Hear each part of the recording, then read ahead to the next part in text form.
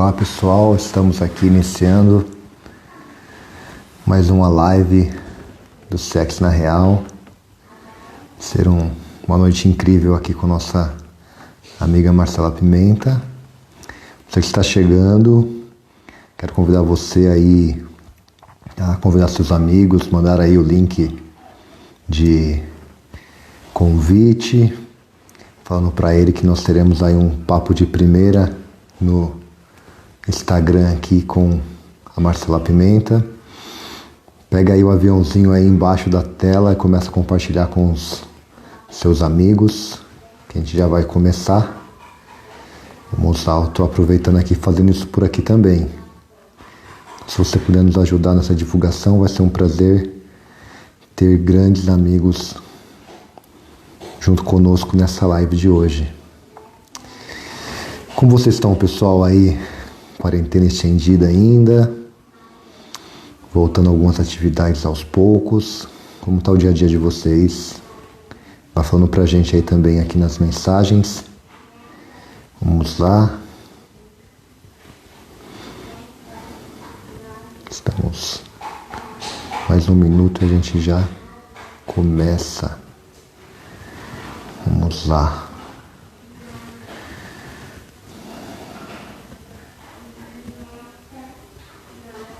Estamos quase lá.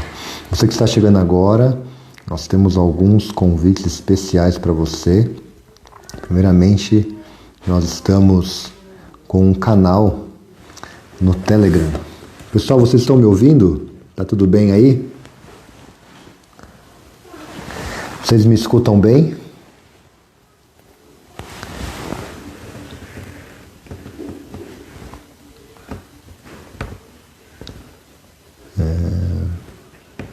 Vamos lá.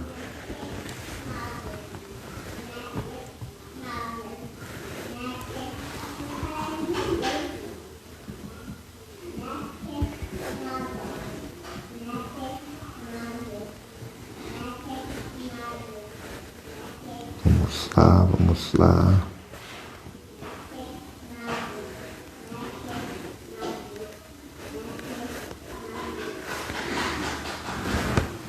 O pessoal tá ouvindo bem, então?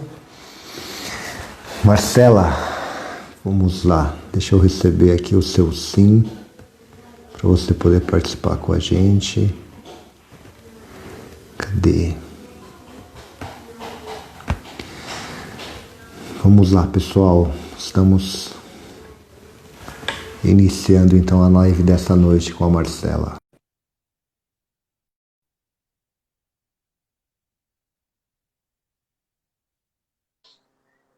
Ei, Deu cheguei. certo, tudo bem, Marcela? Olá, tudo bem? E você, Fernando? Tudo ótimo. Eu diria que a gente tem uma filial aí quase em Uberlândia, em Minas Gerais. Sabia disso, né? É mesmo? A gente já fez episódios com o Lucas, né? Que é aí da sua cidade. Já fez episódio com a Ana Clara Paiva, que é um pouquinho mais para baixo aí. E agora com você. Ah, que legal. Estamos, Que honra estamos fazer quase com parte uma de filial Minas. em Minas. Muito bom. Minas está cheio de talento mesmo. Vamos lá. Tô Pessoal, mandando então aqui estamos convite mais pro uma. pessoal também. Tô Estamos aí disparando aqui mais pro uma pessoal vez. entrar, viu? Deixa eu só. A internet aqui está um pouco ruim. Deixa eu só.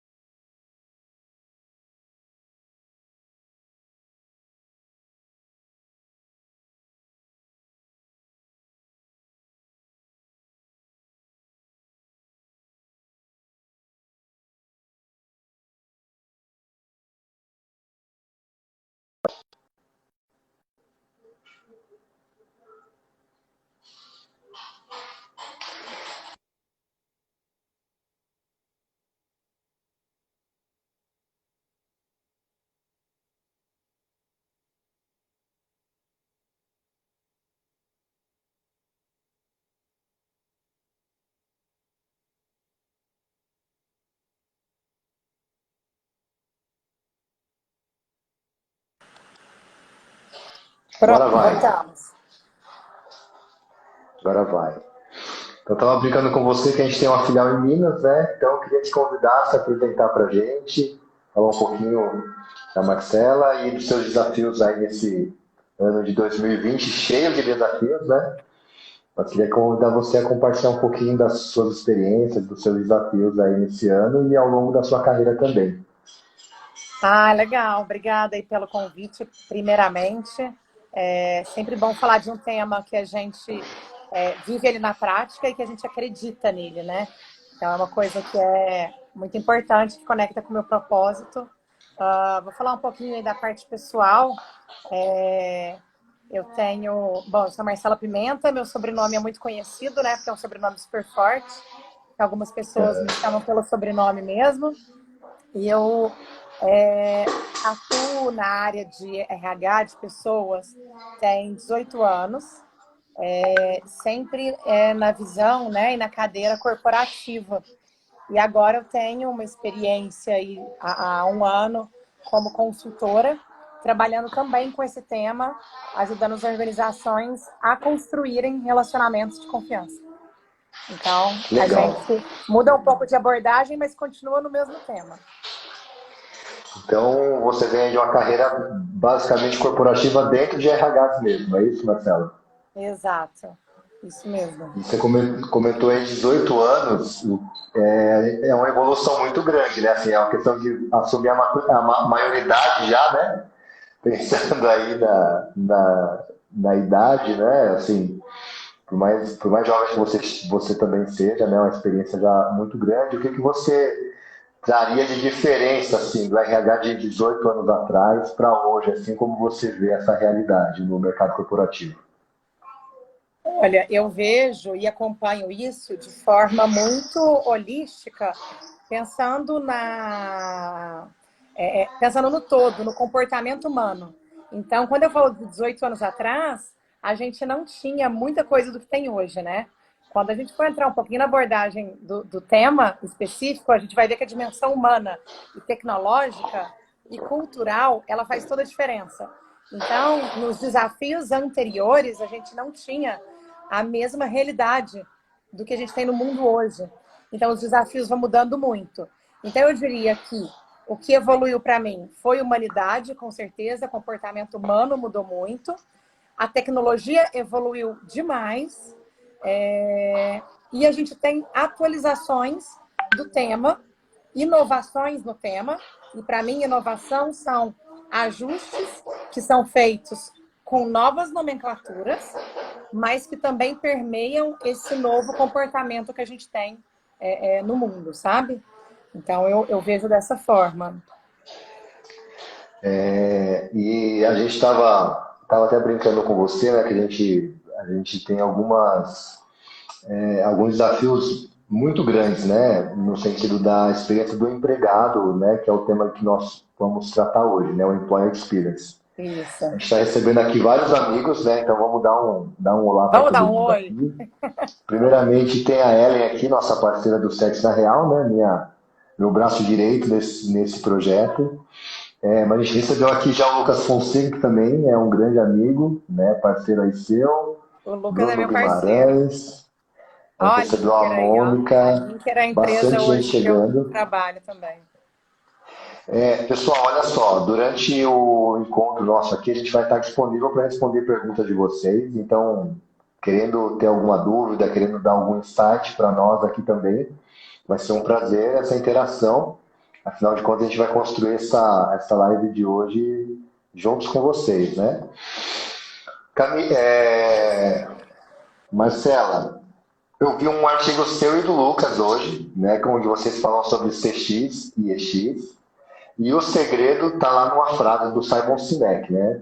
Um cara Exato. que eu amo de paixão, né? Assim, aqui eu tenho uma biblioteca inteira que tem todos os livros dele. E aí uma frase célebre dele, né? 100% dos clientes são pessoas, 100% dos funcionários são pessoas. Se É. você não entende de pessoas, você não entende de negócios. É uma frase muito fera, assim, o cara foi genial quando ele trouxe isso pra gente.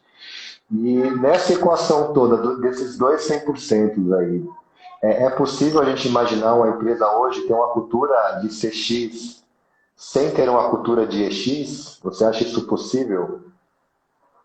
Olha, possível, ela é possível, ela só não vai ter o resultado dessa equação que é sucesso total.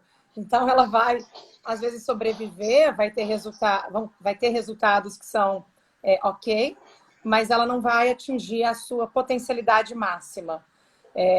Então, quando eu e o Lucas, a gente se encontrou, né, e cada um com a sua paixão, né, ele com CX, eu com UX, eu falei assim, cara, a gente tem que fazer alguma coisa junto, tem que sair alguma coisa disso. E aí a gente começou a movimentar, decidiu escrever o artigo, e aí a gente fez uma parceria muito forte com palestras, né?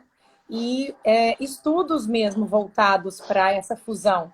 E a gente desenvolveu uma equação que foi até batizada aí pelo presidente do Tribanco, que ele colocou assim, C mais E, entre aspas, é igual, né, a X, success. Então, customer, né, mais E, experience, é igual a sucesso.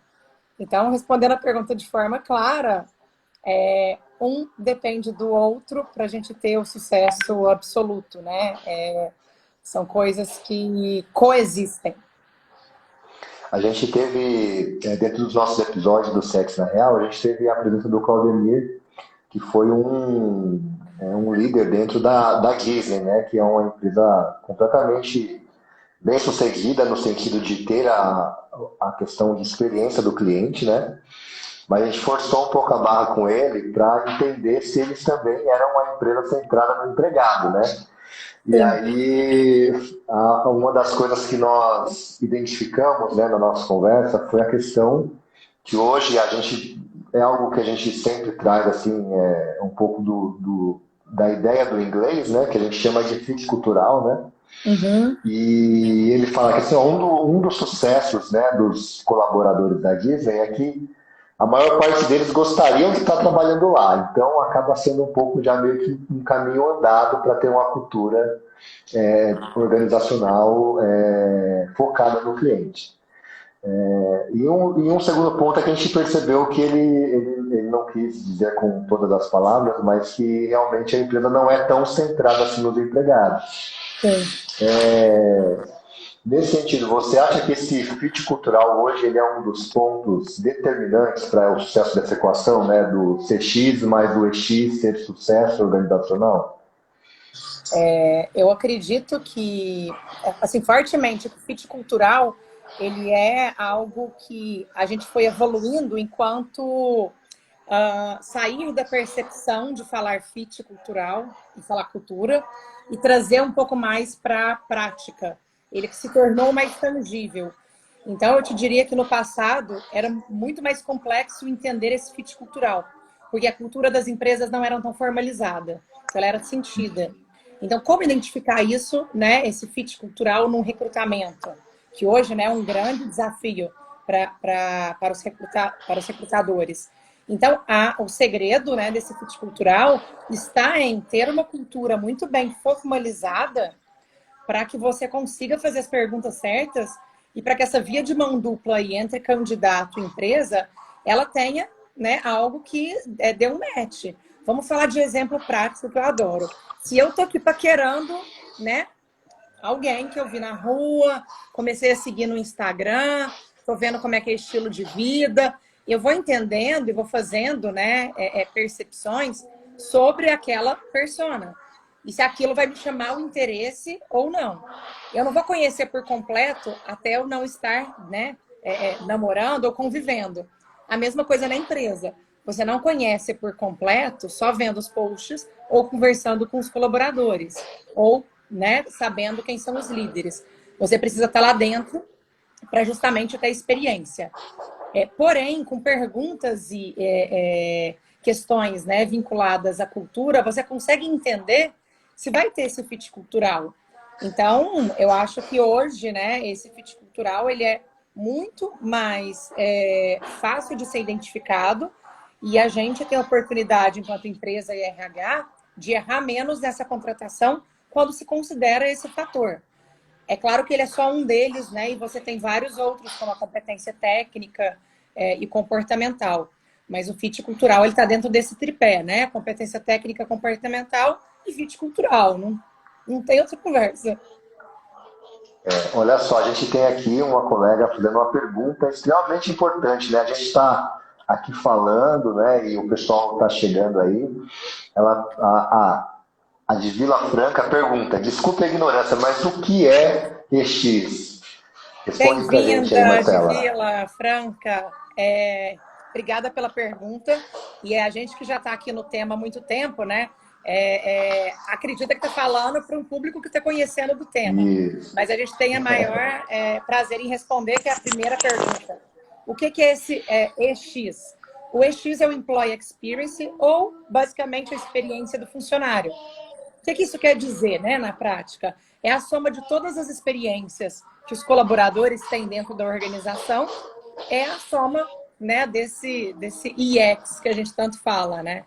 Então, é o que você vive dentro da organização, com experiências diárias, né? No momento de um recrutamento, no momento da integração, no momento de promoção, enfim, e aí de toda essa jornada até um desligamento. Toda essa soma de pontos, né, que você tem dia a dia, são experiências. E não é ignorância, não, viu? Só que essa é a nossa realidade aqui, né? A gente vive isso. A gente fica na equação de sopa de letras, né? Assim, muitas letras, muitas siglas, e aí a gente vai. Aí é um segredo também, né, da questão da cultura, né, Marcela, que você falou, é a forma como nós nos comunicamos, né? A gente muitas vezes acredita que as pessoas estão entendendo o que nós estamos falando, e às vezes a gente está falando, tipo, japonês, né? Tipo, não está na realidade de muitos, né? Então a gente, é muito importante a gente poder ilustrar e deixar claro isso também para quem está chegando agora, que o EX é uma sigla que nós usamos aí nesse mercado, né? É isso. Você... Nesse livro que você, nesse livro não, né? Nesse artigo que você comenta com o Lucas, um dos fatores determinantes, né, é a questão da cultura organizacional. E aí eu vi também nos seus posts que você também é uma leitora desse grande livro aqui. Exato, isso eu Código da adoro. Cultura. Código. Também do lado. Do José Salib e do Sandro Magal, e é um livro fantástico. Olha aí, pessoal, estamos conectados sem ter convidado, né, Marcela? Olha que legal. Exato. É um livro super sem frescura, né? É um livro fácil, gostoso de ler e traz a relação. E algo importante, né, que a gente está muito habituado com a literatura estrangeira, né, assim, de americanos, né? E a gente tem aqui o Sandro e o José Salib, que são feras, assim, tem muito conteúdo bom aqui para nós. E eles têm sintetizando, né, o livro, e uma frase célebre que eu também uso bastante nas minhas palestras, é que a cultura é o jeito com que a organização faz as coisas acontecerem no seu dia a dia, né? Trazendo isso para a realidade, né, da experiência com o colaborador. E também com a sua experiência, como você propagar e você iniciar esse processo de transformação cultural para uma organização não só ser centrada no cliente final, mas para ela também ser centrada nos seus empregados. Como que você vê esse desafio organizacional? Nossa, esse tema cultura, né, ele faz parte aí do todo, né? Ele é o DNA, ele é a essência da empresa e é realmente como as coisas são feitas, né? Quando a gente fala de cultura, a gente tem até, eu sempre ando com esse livro aqui, porque eu sempre estou falando dele, né? A gente fala de 3 níveis aí para quem ainda não conhece sobre os estudos de cultura, é importante depois, se quiser, dar uma pesquisada, mas eu vou tentar resumir, tá? Quando a gente fala de cultura, a gente está falando de 3 níveis dentro da cultura, que são os artefatos, que é aquilo que a gente vê. Então, o que a gente vê quando a gente entra numa empresa? Bom, como que é o escritório, o dress code, enfim, todas as coisas que são vistas, né? Esse é o nível mais fácil de enxergar, tá? Depois a gente tem o segundo nível, que é de normas e valores. Esse é o segundo nível, e são as regras escritas, né? Fazem com que as pessoas entendam o que a empresa espera dela. Então, vai ser o manual do colaborador, enfim, todos os documentos formais de uma empresa. Esse é o segundo nível da cultura, aquilo que foi formalizado. E muitas empresas têm na parede, né? E os quadros, comissão, visão, valores, são artefatos. E também, segundo nível, com as normas e valores formalizadas. E tem o terceiro nível da cultura, que é o nível mais profundo. E aí é igual aquela figura do iceberg, para quem lembra aí do Titanic, quando afundou, que o iceberg na ponta era muito pequenininho, que é justamente o artefato e depois no meio as normas e valores. E lá no fundo mesmo a gente tem as crenças e os pressupostos, que é a essência da organização, que é o tipo de comportamento, aquilo que é importante como componente da cultura, e muitas vezes aquelas coisas veladas que ninguém fala, mas que todo mundo percebe. Então, isso é o desafio aí de conseguir identificar uma cultura, formalizar uma cultura e depois viver ela no dia a dia. Olha só, a gente tem uma pergunta bem legal aqui da Renata Machado. Ela fala assim: Marcela, gosto muito do tema EX. Como ele fica estruturado dentro da organização? Faz parte da RH, faz parte do CX, do marketing? E quais as principais habilidades para um profissional dessa área?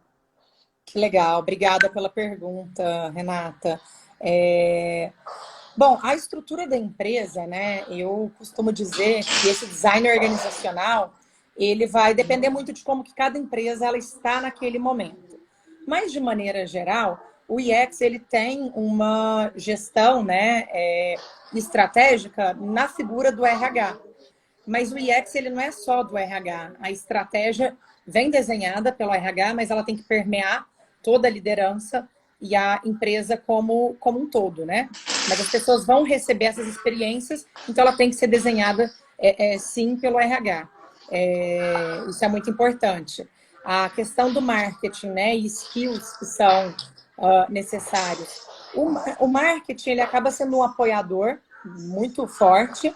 Ele ajuda muito na parte de employer branding, principalmente. E o CX, ele tem uma particularidade muito grande, né, com o marketing. Tem empresa que tem o CX dentro do marketing, dependendo do tamanho da estrutura. Mas é uma variação muito grande. Mas o UX, ele, né, necessariamente vai estar nessa cadeira aí junto com o RH, tá? E os skills? Quais são os skills? Mindset, né, que é o jeito de pensar aberto, uma pessoa que preocupa verdadeiramente com as pessoas e que consiga traduzir toda essa preocupação e essa empatia com o outro em coisas tangíveis, indicadores, processos e experiências que vão ser medidas para que a empresa tenha maior produtividade no primeiro momento, internamente, e que vai, ali de fora, mostrar maior fidelidade dos clientes, né? Porque você trabalha com o objetivo de UX para ajudar lá fora com CX. Então, uma coisa, ela depende da outra. Olhando toda essa jornada, né, Marcela, um dos fatores determinantes que a gente vê nessa questão da cultura, tanto centrada no cliente como no empregado, é o alinhamento de expectativas, né? Então, assim, como você disse, na seleção do profissional, não só ter perguntas importantes, né? Mas hoje existe um desafio muito grande, e o José Salib hoje ele fez um post no LinkedIn que ele fala assim: olha, não adianta a gente contratar pessoas como contratávamos antigamente, né? Nós precisamos contratar profissionais que tenham as habilidades que farão com que a organização se perpetue, continue crescendo, continue viva, né? Nesse sentido, né? Você tem o hábito de usar alguma ferramenta de avaliação comportamental para uma seleção? Você tem uma preferência nesse sentido? Ou cada empresa tem um modelo e você, quando chega com a sua consultoria, você se adapta a essa realidade? Ferramenta boa, gente, é aquela ferramenta que funciona, que funciona para a empresa. Então, quando a gente fala de avaliação de um perfil, a gente tem muitas ferramentas disponíveis. Se a empresa já utiliza Enneagrama, MBTI, PAT, DISC, PI, entre qualquer outra, né? 16 tipos de personalidade, enfim, e várias que existem, que são variações do mesmo tema, né? Entre perfil, personalidade, e variações do mesmo tema. A gente tem que encaixar porque isso é cultura, né? Uma consultora que vai fazer um trabalho, né? Que tem que exigir uma ferramenta própria, eu acredito que já não está conectada com aquilo que é a cultura da empresa. Então é importante que a gente utilize tudo que já tenha sido criado ali dentro e aproveite, né? Bastante. Dando um adendo sobre esse assunto, Fernando, olha que interessante, né? Eu faço muito hunting, então eu trabalho como headhunter também, e eu tenho percebido nas vagas de tecnologia, principalmente, a necessidade muito grande do feedback. Eu uso o DISC, faço na hora com o candidato e eu já realizo o feedback. Eu gasto mais 20 minutos para poder investir esse tempo na experiência desse candidato. Porque muitas vezes as empresas realizam o perfil, né, o teste, e depois não utilizam para nada, nem para desenvolvimento. Gaveta, né? Engaveta. Então fala assim, meu Deus, utilizou lá na ponta, que certinho, né? No momento certo, e depois não usou mais. E é engraçado porque, assim, se a gente está falando de fazer uma contratação mais conectada com o perfil organizacional, cultural, e essas ferramentas vão fazer com que a gente perceba um pouco mais sobre o candidato, né? Eu falo porque eu e a Ellen passamos recentemente com o DISC, né? Eu fiz o DISC, ela também fez, a gente acabou fazendo isso como parte da nossa consultoria. E, cara, foi assim, foi muito fantástico, né? Assim, a gente se perceber, né, como profissional, né? Porque a gente, o seu I é muitas vezes a muito gente está alto, avaliando, né? a gente está sempre avaliando, sempre Faltador. olhando o externo, e quando a gente olha pra gente, a gente fala assim, nossa, tem algumas coisas aqui muito importantes que eu preciso trabalhar, né? Então, olhando para isso que a gente comentou sobre fit cultural, usar essas ferramentas realmente no momento de seleção, ela é determinante para a gente poder ter sucesso com as pessoas que estarão compondo o nosso time, né? Sim. A Iranda acabou de fazer uma pergunta aqui muito legal. Ela faz, na verdade, eu vou conectar duas perguntas, tá? Tá. E eu quero fazer uma frase antes disso. Eu gosto sempre de usar uma frase que uma marca é uma jornada. É uma frase do Martin Lindstrom, que é um cara que trabalha com parte de branding, né? Que é um tema muito voltado para a minha área. Ele fala assim que a marca é uma jornada. Ela não é um ponto específico, a marca não é um momento, né? Ela é uma jornada toda. E aí a Irana faz duas perguntas para nós aqui. Primeiramente, em qual momento inicia a jornada de EX de um colaborador? E a segunda pergunta é, com o desligamento, essa jornada é encerrada? Ótima pergunta, obrigada, Lauana. A jornada começa, porque quando a gente fala assim, EX, né, que é Employee Experience, fala candidato, funcionário, mas o candidato ele faz parte da jornada, então ela começa no momento do recrutamento, na experiência dele de cadastrar um currículo, na experiência de ter um retorno positivo ou não, ou seja, enquanto candidato, ele já tem uma experiência, e ele já forma uma marca, né, ele já vai formar uma identidade daquela experiência que ele teve com a sua empresa, que pode ser boa ou não, não necessariamente ele precisa ser aprovado para ter uma experiência boa, mas ele já vai guardar aquela experiência como algo, né, que ele viveu. E quando ele é desligado, termina a experiência, aí a gente já está falando, né, desse momento de construção de jornada do EX, que é onde ele começa e termina. Sim, a gente tem que desenhar essa jornada. E essa jornada passa por um início, meio e fim. Sim. Quando a gente fala de Customer Experience, ele tem um loop. E aí eu tenho estudado muito junto com o Lucas sobre CX, porque eu fico imaginando, será que no EX a gente pode ter esse loop? Esse loop, o que é? Né? Se durante a jornada ele é promovido, são loops, né? E downgrade, infelizmente, isso na empresa acaba não acontecendo, né? E só mesmo mudanças, né? Laterais ou verticais.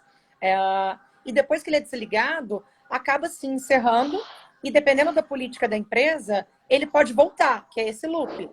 depois de 1 ano, 2 anos, e acontece bastante.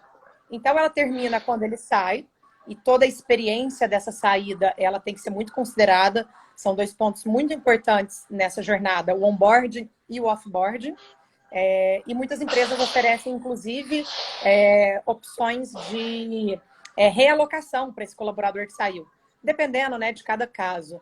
Então, sim, ela começa ali no momento de candidato e termina quando ele vai embora.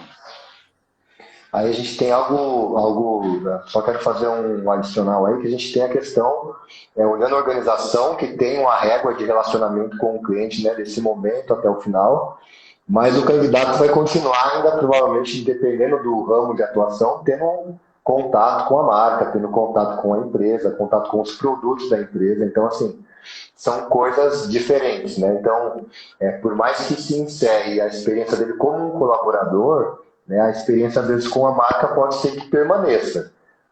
O detalhe aí é assim, foi legal, não foi, né? Pode ser que o cara passe a ser um detrator da marca, né? Olhando aí para aqueles indicadores que nós brincamos aí do NPS e tal, ele pode, em vez de deixar, a partir do desligamento, deixar de ser um promotor, dependendo da situação, né? Exato. Mas a gente tem que olhar duas coisas à parte, né? E sabe outra coisa também? Quando a gente sai de uma empresa, a gente termina essa experiência porque a gente não é mais colaborador oficialmente, mas a gente tem uma rede de contato muito forte de amizades, de pessoas que vão continuar no nosso meio de convivência e isso vai se permear. Então, muita gente prefere cortar todos os relacionamentos, muita gente leva isso para a vida e é disso que a gente está falando, de humanização, de relacionamento verdadeiro. Então, a empresa, é claro, por uma questão de contrato, né? Você não vai estar mais ali, né, oferecendo os seus serviços, mas às vezes vai estar consumindo e você ainda vai fazer parte daquele círculo, né, de amizade, talvez. Isso aí é algo que a gente precisa construir e que muitas pessoas não fazem, né? Assim, você, estando empregado, você criar uma rede de relacionamento, uma rede forte de pessoas ao seu redor, né? No caso de um desligamento, para você não simplesmente ter a quem recorrer, mas ter pessoas que falarão bem de você, né? Então, acho que muitas vezes a gente acaba perdendo essa oportunidade, né? Assim, a gente está lá trabalhando, achando que está tudo bem, mas eu acho que o melhor momento de você criar uma rede de relacionamento, de você até mesmo procurar outro emprego, é você estar empregado, né? Então, essa rede de relacionamento é algo que a gente precisa fomentar cada vez mais, né? Ó, a Renata aqui já trazendo algum comentário. Vamos ler? Não recordo o nome da empresa, mas vi cases de empresas que fazem mentorias, encontros, relacionamentos para ex-colaboradores. Achei excelente estratégia. Que legal. Eu também não conheço. Bacana conhecer que existe isso. O que eu sei de propostas que eu até já participei é de momentos onde a empresa vai comemorar, por exemplo, 20 anos, 30 anos. Ela convida alguns colaboradores que passaram por lá e deixaram um legado. Então, olha que bacana. Você não tem mais o contrato com a empresa, mas você faz parte de um programa de reconhecimento mesmo não estando lá. Isso é fantástico. Eu já desenhei um programa desse e eu acho que o resultado, assim, ele é muito impactante, né? Porque mostra como que você trata as pessoas que saíram, né? E para quem está lá dentro, isso é muito, muito relevante. Marcela, a gente passa então, nesse momento, como você disse, né, olhando 18 anos atrás e esse momento, a gente tem algo extremamente importante que é a tecnologia e o fluxo de informações hoje a nosso favor, né? A gente acaba tendo mais condições de ter uma tomada de decisão, ter um olhar mais estratégico devido às informações que nós já temos em mãos. A gente fala muito, né, no nosso canal aqui do Sexo na Real, a gente vê muito isso também nos encontros que nós vamos, que existe um esforço, muitas vezes hercúleo, né, para que a gente consiga transformar as nossas organizações em organizações centradas no cliente. Uhum. Você percebe que existe esse esforço também para que exista o EX, ou muitas vezes começa o CX e o EX fica um pouco para trás e o RH acaba continuando lá sendo só animador de festa? Como que você vê esses processos de transformações que nós passamos nesse momento? Cada empresa vive um momento e tem uma liderança, né? Seja no RH ou seja na diretoria, no topo, né? E eu costumo dizer que cada área de pessoas, RH, gente, gestão, não importa o nome, ela é muito reflexo do que essa principal liderança acredita. Então, né, muitas vezes quem está ocupando a cadeira, ela acredita na proposta do que aquela pessoa tem como planejamento, né, para a empresa e consegue implantar de forma muito forte, né, essa experiência. Mas o que foi bacana de eu ter me afiliado, eu brinco com o Lucas, e ter estudado bastante sobre as 6 áreas do CX. Eu percebi que o CX estava muito na frente do IX. Então, respondendo a sua pergunta o CX começa primeiro. Por que ele começa primeiro na maioria das vezes? Porque ele é a área de negócios. E a área de negócios e de cliente é a área mais hard de uma empresa, né? Só que aquela máxima da primeira frase, não existe negócios, né, e cliente, se não tiverem pessoas ali na empresa para poder oferecer essas experiências, produtos e serviços, né? Mas a tendência é que a gente valorize primeiro o cliente e isso sai na frente. Isso é um problema? Para mim, eu não vejo como um problema. Eu vejo que se a área de pessoas, né, conseguir correr atrás, junto com as lideranças, para formar essas experiências, dá tempo de correr atrás do prejuízo e fazer um bom desenho de jornada de UX dentro da empresa, porque nada mais é do que a gente desenhar a jornada dos subsistemas que o RH tem, dando como ponto de partida o recrutamento, o onboarding, toda a evolução de desenvolvimento, reconhecimento que a pessoa tem até o seu desligamento. Então, o que o CX fala muito? Dos momentos da verdade, né? Eu acho que capitalizar os momentos da verdade no CX é um dos maiores desafios. No RH, a gente chama de momentos que importam, que são os momentos profissionais e pessoais. Então, olha que bacana, não importa só uma promoção hoje. Importa aquele momento que a pessoa teve um filho, que ela se formou. Então, quando a área de RH consegue capitalizar esses momentos que importam, ela está trabalhando nos 3 níveis do IX, que é a dimensão humana. Então, essa dimensão humana, ela vai pedindo, né? Como que a gente fala no hiperpersonalização, esse nome, né? Que no CX também é muito falado. Cada vez mais as lideranças têm que estar atento, não só o que acontece dentro, mas fora também, né? Da vida da pessoa, no contexto dela pessoal. Hoje eu estava lendo um artigo da Harvard Business Review na hora do meu almoço, e aí depois eu vou compartilhar esse artigo no Instagram aqui, no LinkedIn do Sexo na Real, para todo mundo ter acesso a ele. Ele falava sobre alguns fatores motivacionais dos empregados. E um dos fatores, eles faziam um paradoxo, né? Muitas pessoas, às vezes, elas são manipuladas, né, para entregar resultados baseados no medo.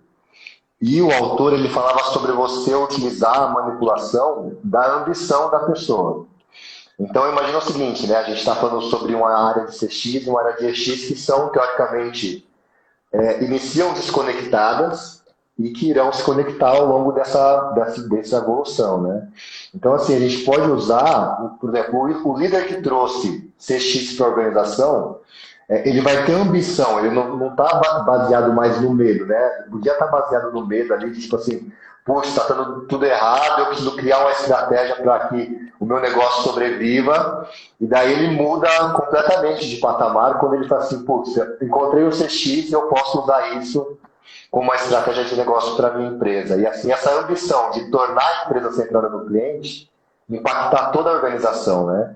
Então, a gente pode usar isso também como um ferramental, né? A gente muitas vezes tem líderes baseando toda a sua estratégia de resultado no medo, né? Levando os funcionários muitas vezes à fadiga por causa do receio de um desemprego, qualquer outra coisa. Mas ele poderia usar uma estratégia de ser muito mais centrado no cliente e mobilizar a sua equipe nesse sentido de ambição, né?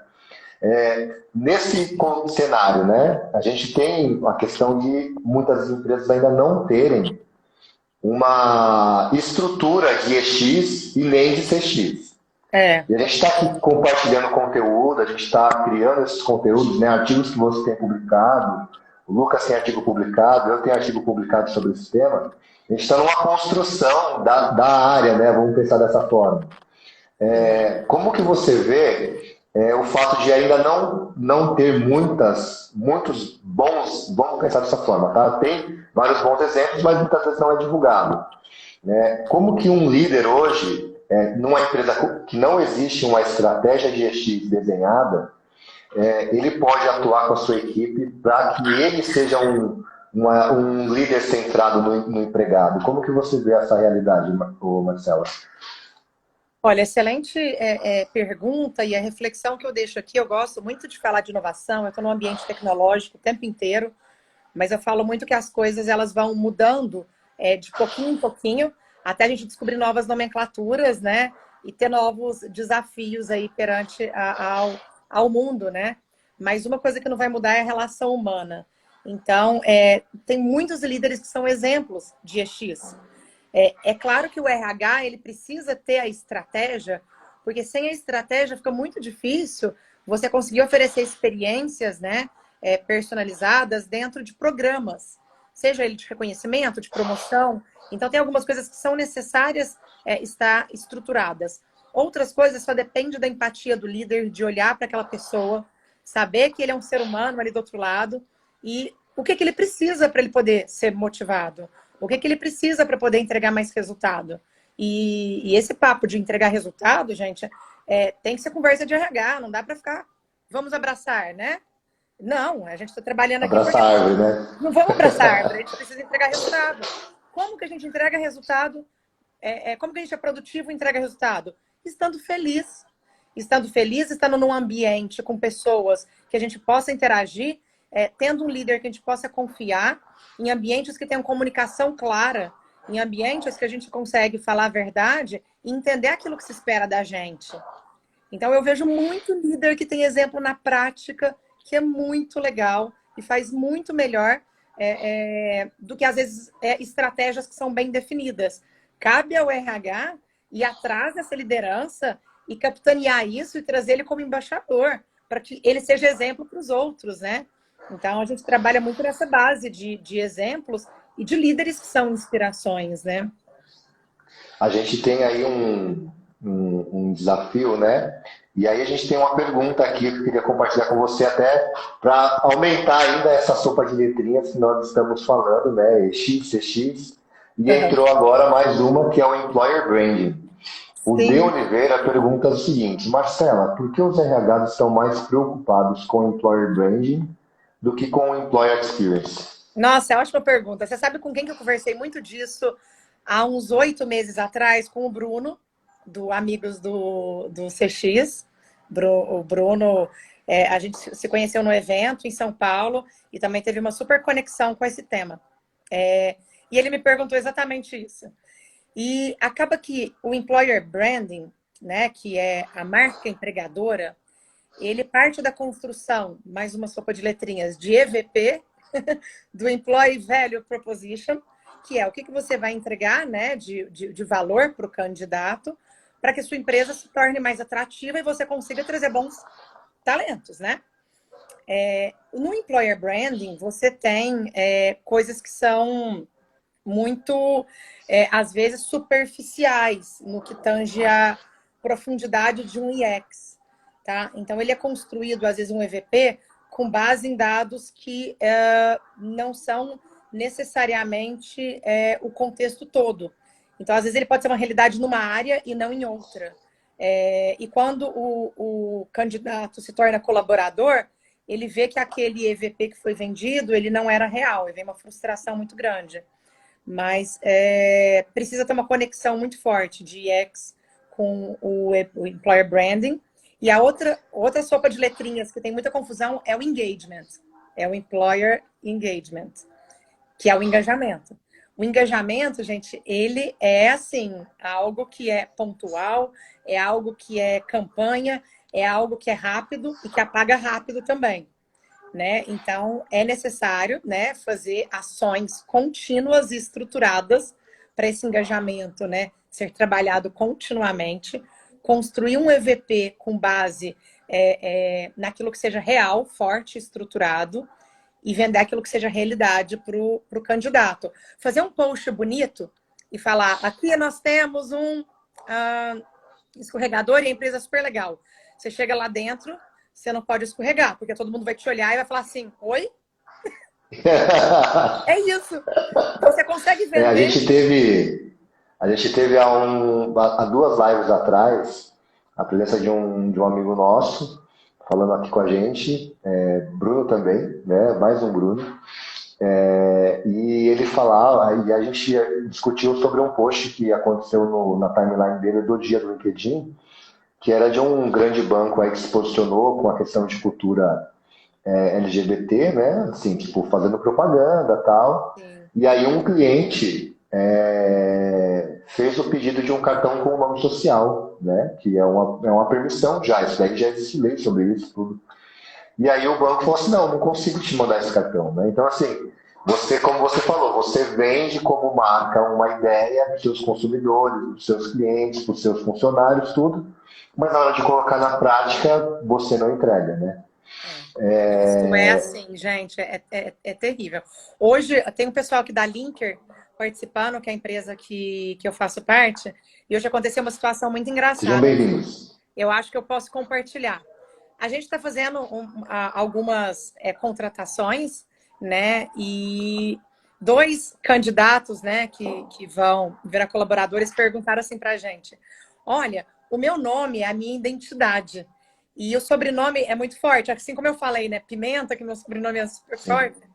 Esses candidatos falaram assim: então meu sobrenome é muito conhecido, é muito forte. É possível eu ter o meu e-mail com o meu sobrenome? Eu falei assim, gente, a gente não tem nenhuma política. Geralmente a gente constrói com o primeiro nome. Mas por que não mudar? Eu liguei para o CEO da empresa e falei assim, olha, aconteceu esse caso, eu percebi no caso de uma pessoa, e agora a pessoa nova que vai entrar me pediu a mesma coisa. Eu falei assim, e eu tô achando isso muito legal, porque se ele tem a possibilidade de escolher isso, né? Por que não? Você sente parte da construção da identidade dele, né? Ele tem Eu vou te o falar, sobrenome o meu e-mail dele corporativo é horrível, né? e o arroba da empresa. Olha que bacana, imagina. Então, o meu é pimenta@linker.com.br e por aí vai. Então, você já começa a construir experiência através de um processo no onboard com uma construção de um e-mail. E uma coisa tão simples, né, Marcelo? Assim, a pessoa, eu, por exemplo, também adoro meu sobrenome Rocha, assim. Então, cara, é Fernando Rocha e ponto, acabou, né? Eu adoro isso. E você poder usar isso, né, é maravilhoso, né? Assim, é algo extremamente simples, assim, tipo, não vai matar ninguém um e-mail, sabe? Então, a gente pensa Aí, assim. olha só, algo conectado aqui, a Mayla fez uma pergunta e fala o seguinte: a comunicação interna é responsabilidade do RH, criar um bom fluxo ou pode ter outro setor que cuide disso? O que você acha, Marcela? A comunicação corporativa, ela é responsabilidade da área de comunicação, que geralmente está no RH. Sim, a comunicação é formal, mas a gente tem a comunicação informal rolando o tempo inteiro. Então, é nessa comunicação no dia a dia, né, com os líderes, que a gente percebe que acontece de fato, né, aquele entendimento do que foi formalizado oficialmente.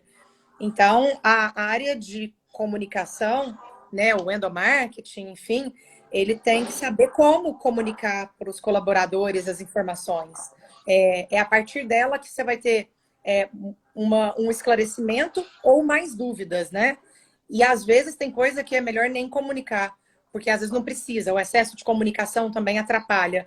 Então, dosar aquilo que é importante comunicar, ter processos estruturados de comunicação é muito importante. E a liderança é quem vai nutrir, né, essa área com as informações pertinentes e no tempo certo.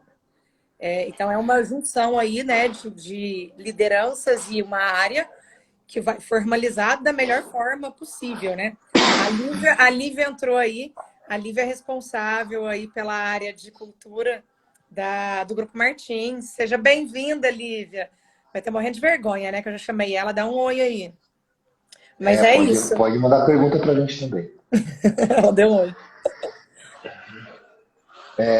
Então, isso é muito verdade, né? Eu tenho acompanhado alguns conteúdos sobre employer branding, né? Tipo, é um assunto também novo, né? Vamos pensar dessa forma. Sim, Quem quiser mais informações sobre isso, no LinkedIn, até no Instagram aqui, e o pessoal tem um podcast também, o Employer Branding Brasil, é uma turma bem legal. Inclusive, eles lançaram um livro agora, eu vi. recentemente. É muito bacana. Olha, sumiu minha voz. Então, então é algo que. Nossa, Marcelo, fala que eu vou tomar uma água. Peraí. Vou falar, vai lá pegar uma água. Vou falar de employer branding, gente. Lançou esse livro e eu acompanhei pelo canal da Kelly e da Larissa, que é o Employer Underline Branding Underline Experience, que elas são daqui de Uberlândia. Estou fazendo propaganda aí para elas, ó. E é muito legal que elas trazem muitos exemplos. Então, assim, muita gente pergunta assim, na prática, como que eu faço tal coisa? Na prática, como que funciona o branding? Elas trazem exemplos de várias empresas. E é muito rico. Vocês vão, assim, ver muitas coisas que vão ajudar a inspirar vocês e tirar dúvidas também sobre esses novos conceitos, né? Mas o papel do employer branding é o conceito do marketing, né, gente? Só que é o marketing ali para fora, né? E uma como é que fala? Junção do trabalho do endo, que é o endo marketing, é o marketing para dentro. O employer branding acaba sendo esse marketing para fora, né? E aí o cuidado de como que você vende isso de uma forma que não seja mentirosa. Você tem que ser real. Não tem cultura certa e não tem cultura errada. Tem a sua cultura. Você vai ter fit cultural com... você vai encontrar o candidato que tenha melhor fit com a sua empresa.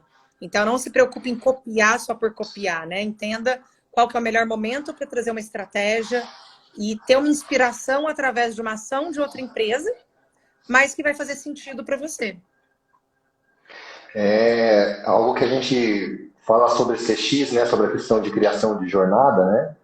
Que também precisa ser algo verdadeiro para a parte de employee experience, né? Não dá para ser algo, uma fotografia, né? A gente tirou a foto, a jornada é essa, acabou. Né? Não, tem que cada vez que tiver uma interação, como você mesmo fez agora, pô, dentro da jornada não estava esse desenho do e-mail, né? Então assim, pô, coloca isso dentro do e-mail, questiona o empregado, né? Algo que vai fazer extremamente sentido, assim, né? Só não dá É. para deixar muito aberto, assim, para a pessoa achar que vai poder colocar o apelido do cachorro, né? Nem tanto, Mas, né? Tem algumas é, diretrizes, né? Até no crachá depois também tem essa questão, né? Que é uma brincadeira muito legal também. mas quando a gente tem uma questão, né, de ser algo estruturado, no sentido de ter conhecimento, assim, de que, olha, essa jornada que nós criamos agora é um pontapé inicial, né? Nós não tínhamos uma jornada do colaborador, nós não tínhamos isso estruturado, e a partir de agora nós estamos criando. Então, ter essa sensibilidade para ser aberto a ideias e atualizações, né? Igual a gente vê na jornada do cliente mesmo. Né? Quem estruturou uma estratégia de negócio em dezembro, né, e esperava que o ano seria maravilhoso com o Covid, cara, a pessoa ficou maluca, né? Então, assim, se não tem essa flexibilidade das partes, do líder e da equipe para poder construir isso junto, acaba sendo, às vezes, muito dolorido, né? Com certeza. Ó, a Ismália entrou, ela é daqui de Uberlândia também, uma super parceira de eventos, que é a Gaia, ela faz eventos maravilhosos. Ismália, Legal. ela fez um comentário, seja bem-vinda, viu? Vi que você estava aí, aproveitando o seu comentário. Processos engessados desatualizam o processo. O processo ele é criado para a gente ter um ponto de partida e direcionamento, mas ele é vivo. Todos os dias ele está mudando. Então você tem que estar lá construindo esse novo processo, reinventando ele. E isso, para mim, gente, é inovação. Ela é um incremento daquilo que já tinha. Né? A gente pode ver que uma super inovação, sei lá, o iPad, né? Ele tem um vínculo com alguma coisa, que é um caderno, um computador. A gente não pode simplesmente criar algo sem ter base anterior, sem as pessoas terem a lembrança afetiva na memória de para que serve, porque senão ela não faz sentido. Então, processo e inovação para mim, é incrementar e ter insights criativos com coisas que acontecem no dia a dia, sabe? É pensar uma coisa que aconteceu e falar, opa, isso aqui faz sentido, vamos lá. é você estar antenado, é estar vivo para poder captar o que está acontecendo no movimento. E dentro da empresa, né, o Fernando, tem muitas tribos, a gente tem os núcleos, então vamos falar aqui Tem os silos, né? os silos, né, de nomenclaturas aí dentro do pessoal da TI, né, que tem os grupos que trabalham em squads, né, mas depois formam as tribos e por aí vai. E como que o RH está identificando essas tribos dentro da empresa? Gente, tem muitas empresas, né, eu vou falar agora tô com meu relógio novo aqui, meu Polar, eu sou um estágio de triatleta, né, então eu corro, nado e pedalo, estou no processo para fazer um triatlon completo aí, né? Mas Legal. quantas pessoas dentro da empresa param ali no corredor, no cafezinho, ou no online, que agora, né, é mais comum, e trocam essas experiências que elas têm. E aí, de repente, você tem um grupo da empresa que faz triatlon junto, ou um grupo que nada, o que canta, o grupo que gosta dos futebol. Então, como que o RH está identificando essas tribos através daquilo que a gente se conecta por interesse comum, né? É assim que a gente se conecta com as pessoas, por algum interesse comum. E não tem nada de errado de falar que, nossa, fulano é interesseiro porque se conectou por isso. Não, gente, todo mundo se conecta por algum motivo. Você tem que ter um interesse. Pode até ser um início interesseiro, né? Mas aí a gente tem que fazer o nosso papel de construir relacionamento, né? Como a gente falou inicialmente, né? Assim, claro que assim, a gente tem facilidade de afeição, às vezes, com algumas pessoas ou com outras, mas tem essa noção de engajamento do time, tem noção de network, né? Isso aí é muito fundamental. Eu até ia brincar com você, eu vi as fotos do triatlo, eu também faço corrida, já fiz, até semana passada foi aí o dia do maratonista, né? Tava lembrando Você dos fez um meus post auges na super corrida. legal no LinkedIn. Tem um tempo legal de maratona, viu? Mas agora só tenho 14 quilos a mais do que aquela época. Aí é uma boa referência, né? Que você tem o seu próprio histórico para correr atrás disso de novo, né? Se você Então, quiser. assim, fica. É igual a gente pensar em criar jornada, né? Tem que começar tudo do zero de novo, se reinventar, é uma jornada do empregado. É, isso aí. Ó, tem gente de Berlândia aí que entrou, ó. É DPRA de Uberlândia. de Prata ou Uberlândia, tentando aqui. Olha só, Marcela é poderosa, amo. Olha, gente, nossa, ó. Obrigada, viu, pelo Olha feedback. só, pessoal, como o nosso Instagram ainda não é muito famoso, né? A gente está chegando na reta final da nossa live. A Mona sugeriu aqui que nós fizéssemos o sorteio do livro aqui do Código da Cultura. Eu vou fazer o seguinte, olha só. Aí a gente vai aproveitar esse momento, Marcelo, para a gente tirar uma selfie nossa aqui, tá? Sim.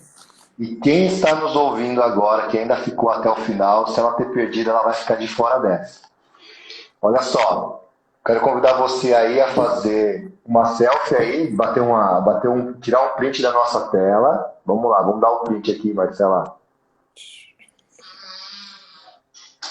Olha só, quem fazer um print e colocar no seu stories aí, marcando o CX na Real e marcando marcelapimenta.me, vai participar do sorteio de um livro. Eu vou mandar daí para cada de vocês. Nossa, que essa chique. É nova, essa foi surpresa, a gente não tinha combinado também. Então, olha só, quem tirou o print, aproveita aí, vamos dar um sorriso, Marcela, para todo mundo tirar um print nosso agora. E aí, marca a gente aí no Stories, que eu vou fazer o sorteio desse livro Código da Cultura. Temos 22 segundos restantes. Marcela, quer dar um abraço especial para alguém? O que você gostaria de deixar de ficar no final? Nossa, eu queria agradecer muito aqui as pessoas que me seguem, que participaram, que sabem que esse tema é maravilhoso, porque eu gosto de me preocupar, eu gosto de olhar as pessoas e tentar entender essa necessidade.